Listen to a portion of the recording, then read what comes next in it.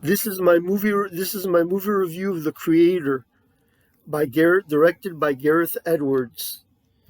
Warning: mild spoilers ahead, but I don't plan to spoil major spoilers of the movie, so don't worry about it if you're concerned about that. Yes.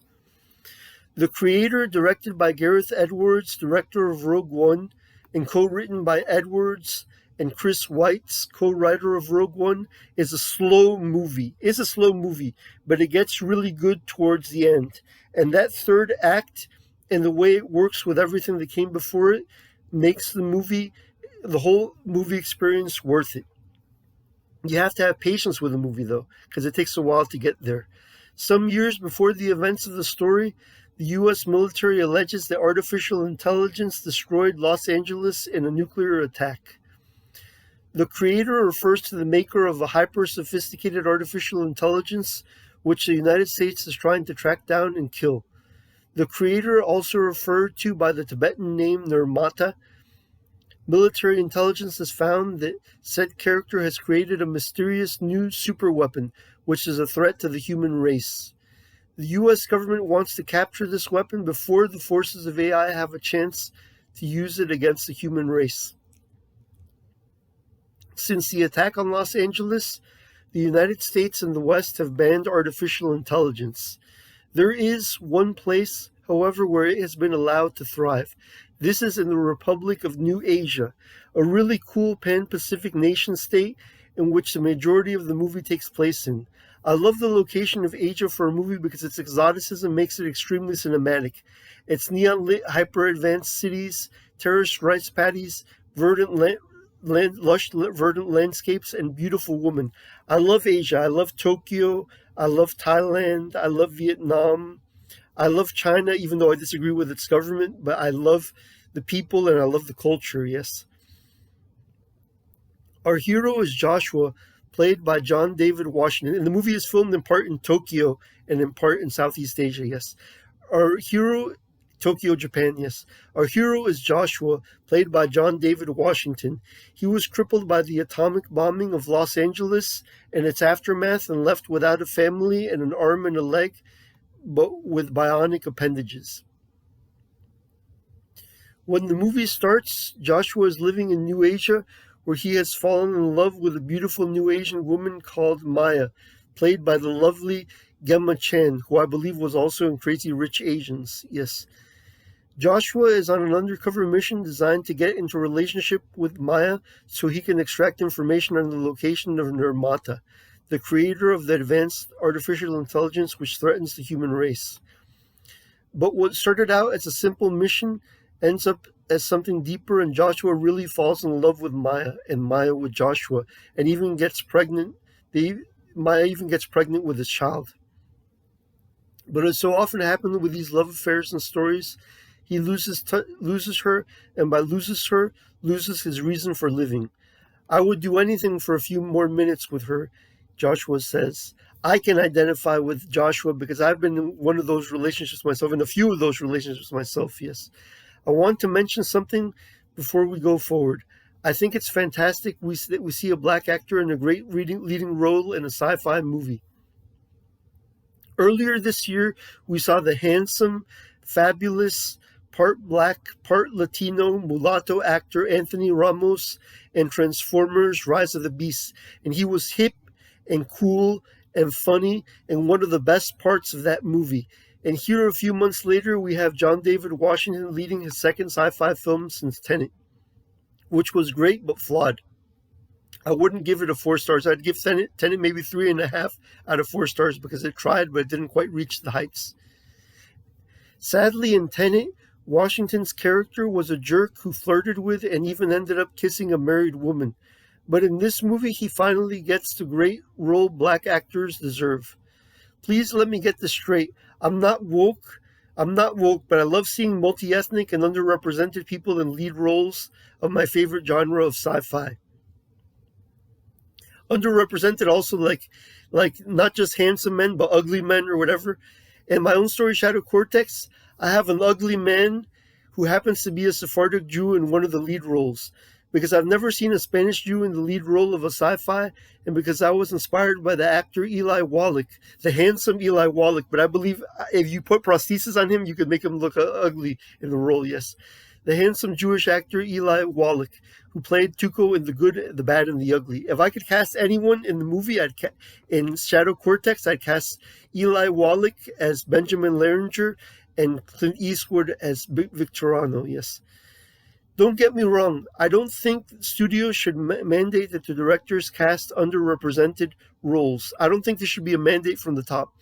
But I fully believe that directors benefit from choosing unconventional actors as their protagonists, and I think they have the right to cast who they choose. Another type of actor I like to see in a lead role is someone like Luis Guzman from Traffic. I love Luis Guzman, and I think an actor like him I would love to lead Shadow Cortex, yes.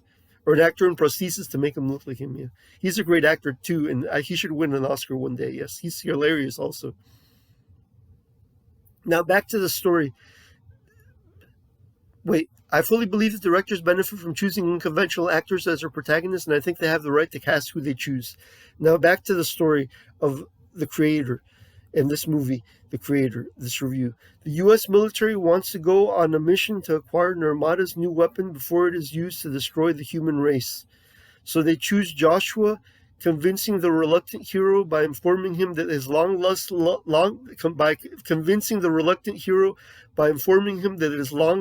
love, Maya, is still alive. The story of the creator and the plot is solid and excellent. The movie slogs and is slow for most of it. For most of the 2/3, for 60% of the movie is extremely slow. But as I said, the third act more than makes up for it. If you stick with it, it rewards you, and it is full of goosebump-inducing adventure and humanity. The creator movie reminds me in some parts of Spielberg's AI and E.T. Gareth Edwards certainly, and even Aliens, James Cameron Aliens. Gareth Edwards certainly has a love for the other, like Guillermo del Toro and like Steven Spielberg, and portrays the humans as the more inhuman, brutal force in the movie.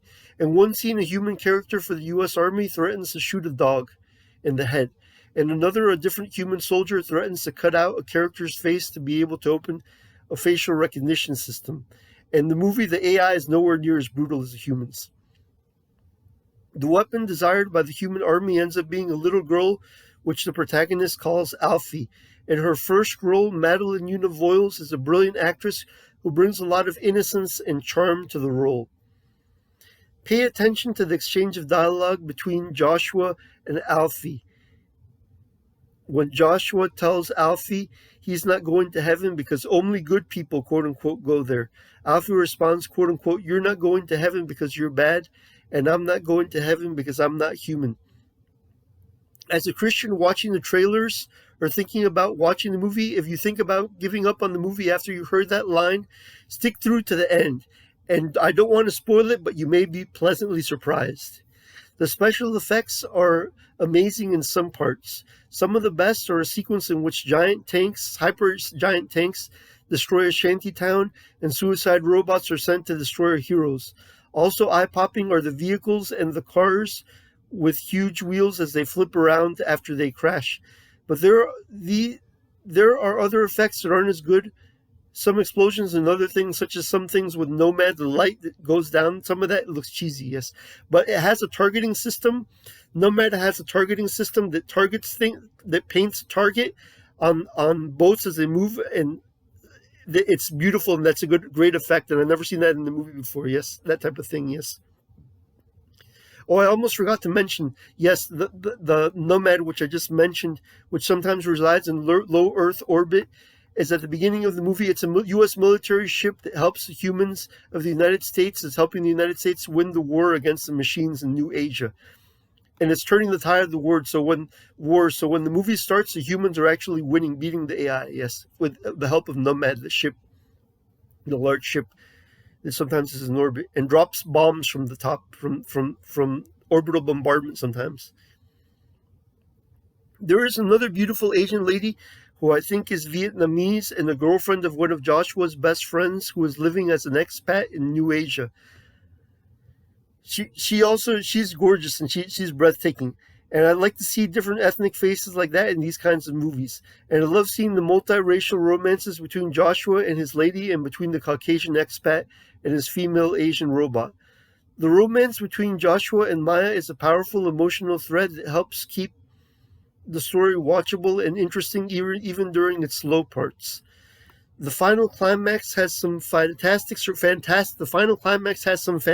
surprises too, and we get to see space travel also.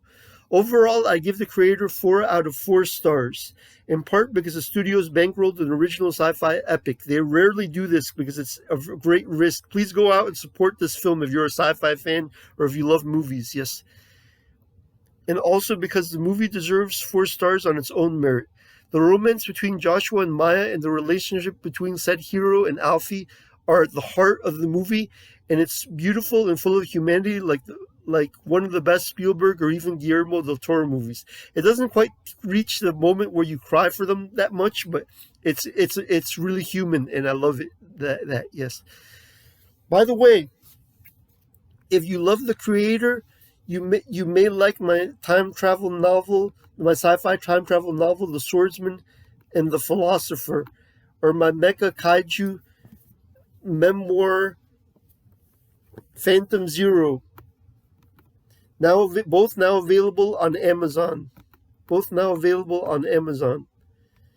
I plan to put links to buy my novels in the description. If you're on Instagram, the links are on my profile. Let me show you the books again once more. The Swordsman and the Philosopher. It's sci-fi. If you like The Creator, please go and buy it. Swordsman and the Philosopher. And if you like The Creator, please go and buy Phantom Zero also. Both movies star unconventional protagonists like the other ones. This one stars an ugly guy who happens to be Italian and Spanish and Latin in descent. Agabus Lazard. And this one stars a character who's Latino in descent, maybe part Cuban, maybe part Ecuadorian, Wallace Mack, who's a Latino also. Yes. So you may like both movies star ugly people because I want to see someone other than handsome men in the leading roles. Yes. And okay, so what was I going to say? They're now available on Amazon. I plan to put the links to buy my novels in the description, or if you're on Instagram, the links are on my profile. And if you like this video, please like and subscribe and follow. And thanks for watching. God bless you. Jesus loves you. And until next time, goodbye. See you later. Hopefully, if God wills. Yes.